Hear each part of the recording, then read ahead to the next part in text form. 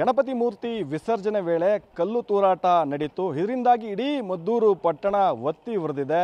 ಇದೀಗ ಮದ್ದೂರು ಪಟ್ಟಣ ಬಂದ್ಗೂ ಕೂಡ ಕರೆಯನ್ನು ಕೊಟ್ಟಿರುವಂಥದ್ದು. 2 ದಿನಗಳ ಹಿಂದೆ ನಡೆದಂಥ ಸಣ್ಣ ಘಟನೆ ಇಡೀ ಮದ್ದೂರು ಪಟ್ಟಣ ರಣಾಂಗಣವಾಗೂ ಕೂಡ ಕಾರಣವಾಯಿತು. ನಾನಿವಾಗ ಆ ಒಂದು ಇನ್ಸಿಡೆಂಟ್ ನಡೆದಂಥ ಸ್ಥಳದಲ್ಲಿದ್ದೀನಿ.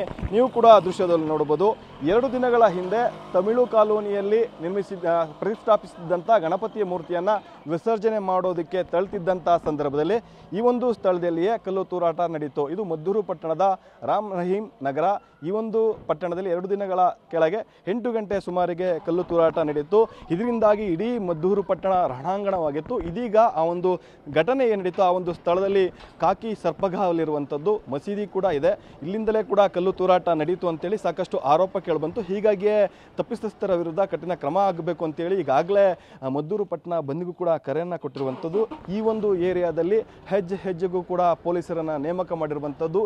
ಇಡೀ ಮಸೀದಿ ಸುತ್ತಲೂ ಕೂಡ ಕಾಕಿ ಸರ್ಪಗಾವಲನ್ನು ಹಾಕಿರುವಂಥದ್ದು. ಈಗಾಗಲೇ ಘಟನಾ ಸ್ಥಳಕ್ಕೆ IPS ಅಧಿಕಾರಿಗಳೆಲ್ಲರೂ ಕೂಡ ಬಂದು ಪರಿಶೀಲನೆ ಕೂಡ ನಡೆಸ್ತಾ ಇದ್ದಾರೆ. ಯಾವುದೇ ಮುಂಜಾಗ್ರತಾ ಕ್ರಮವಾಗಿ ಮತ್ತೆ ಯಾವುದೇ ರೀತಿ ಅಹಿತಕರ ಘಟನೆಗಳು ಆಗಬಾರದು ಅಂತೇಳಿ. ಅಂದರೆ ತಮಿಳು ಕಾಲೋನಿಯಿಂದ ಹೊರಟಂಥ ಗಣೇಶನ ಮೂರ್ತಿ ಈ ಒಂದು ಮಾರ್ಗದಲ್ಲಿ ಸಾಕ್ತಿದ್ದಂಥ ವೇಳೆ ಏಕಾಏಕಿ ಕಲ್ಲು ತೂರಾಟ ಕೂಡ ನಡೆಯುತ್ತೆ. ಆ ನಂತರದಲ್ಲಿ ಮತ್ತೆ ಅಲ್ಲಿದ್ದಂಥ ಯುವಕರು ಕೂಡ ಕಲ್ಲು ತೂರಾಟ ನಡೆಸಿದವರ ಮೇಲೂ ಕೂಡ ಕಲ್ಲು ತೂರಾಟವನ್ನು ನಡೆಸ್ತಾರೆ. ಆ ನಂತರದಲ್ಲಿ ನಿನ್ನೆ ಇಡೀ ಈ ಒಂದು ಘಟನೆಯನ್ನು ಖಂಡಿಸಿ ಹಿಂದೂಪರ ಸಂಘಟನೆ ಕಾರ್ಯಕರ್ತರು ಕೂಡ ಪ್ರತಿಭಟನೆಯನ್ನು ನಡೆಸಿದರು. ಸಾಕಷ್ಟು ಆಕ್ರೋಶವನ್ನು ವ್ಯಕ್ತಪಡಿಸಿದ್ರು. ಈ ವೇಳೆ ಲಾಠಿ ಚಾರ್ಜ್ ಕೂಡ ನಡೆಯಿತು. ಮತ್ತೆ ಇಲ್ಲಿ ಯಾವುದೇ ರೀತಿಯ ಅಹಿತಕರ ಘಟನೆಗಳಾಗಬಾರ್ದು, ಬೇರೆ ಯಾವುದೇ ರೀತಿಯ ತೊಂದರೆಗಳಾಗಬಾರ್ದು ಅಂತೇಳಿ ಈ ಏರಿಯಾ ಸುತ್ತಲೂ ಕೂಡ ಸಾಕಷ್ಟು ಪೊಲೀಸರನ್ನು ಕೂಡ ನಿಯೋಜನೆ ಮಾಡಿದ್ದಾರೆ. ನೀವು ನೋಡಬಹುದು ದೃಶ್ಯದಲ್ಲಿ ಈಗಾಗಲೇ ಈ ಏರಿಯಾದಲ್ಲಿ ಒಂದು KSRP ತುಕಡಿಯನ್ನು ಕೂಡ ನಿಯೋಜನೆ ಮಾಡಿದ್ದಾರೆ. ಸಾಕಷ್ಟು ಪೊಲೀಸರ ಭದ್ರತೆಯನ್ನು ಕೂಡ ಇಲ್ಲಿ ಕಲ್ಪಿಸಲಾಗಿರುವಂಥದ್ದು.